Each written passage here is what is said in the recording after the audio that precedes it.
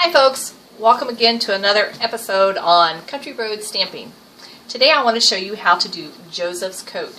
Now I always like this technique because it does remind me of Joseph's coats with all the many colors, and usually it gets a effect from people when they watch this that they really think you've screwed up on the card because it will look ugly at one point, but it does not. So I'm going to show you how easy this card is to do. So let's just put that aside. We're going to start first of all with a piece of white cardstock, and this is actually cut just a little different. It is 5.5 by 7.5, and then it's scored at 3 inches, so it gives you just a little different type of card.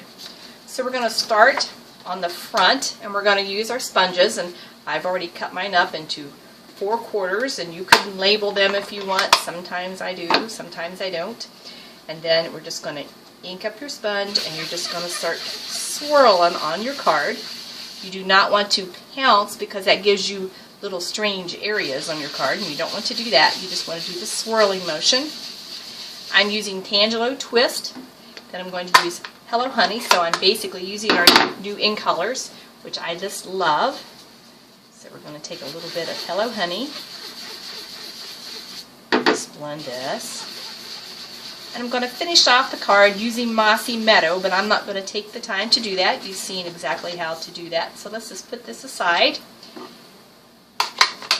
Shut those up quickly. And then I'll bring you the one that I already had pre-done to save time. So you can see that this one's all done and colored on the front. That also gave it time to dry, because with the next step, I'm going to use the leaf image from For All Things. And that's one of the sets that is in the new mini, and it's really a pretty fall one, easy to work with. And you will notice, well, maybe you can notice on this, but the images are just a little grainy, and that's the way they're supposed to be. It's not a mistake. That's the way they're supposed to look. So they are good for a watercolor image. So I'm going to use the leaf, and I'm going to stamp with my Versamark. And I probably should have used an embossing buddy on this, but since it's dried, we're going to hope that works.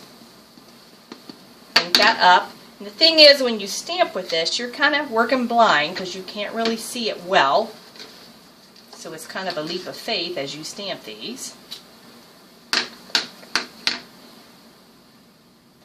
Then you're going to sprinkle clear embossing powder, which I forgot to bring here today. So just imagine that I have sprinkled clear embossing powder on here, and then it shows up as a powdery image, and then you're going to heat it.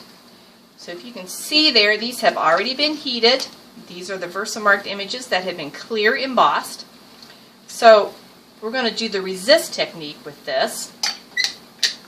And this is where the card gets kind of ugly and people get kind of nervous when they see this part of the technique. Usually this is done with black, but I'm actually going to use Early Espresso today. So I'm going to take my brayer and ink it up good.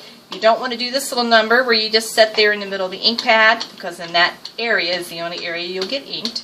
So you're going to just keep rolling that back and forth, and I want it really good and inky. And then I'm just going to start brayering on here. And this is where everyone kind of goes, uh-oh, what's going on? And it kind of starts to look a little ugly. That's okay, it'll look alright in a minute.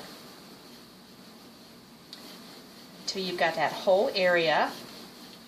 I'm going to fold this so I can go to the crease and still stay on my card.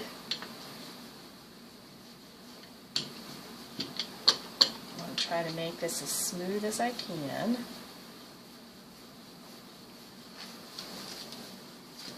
Now, I'm going to set that aside for just a minute while that dries, because I'm afraid that if I touch this too much, that our new inks are just a little bit wetter.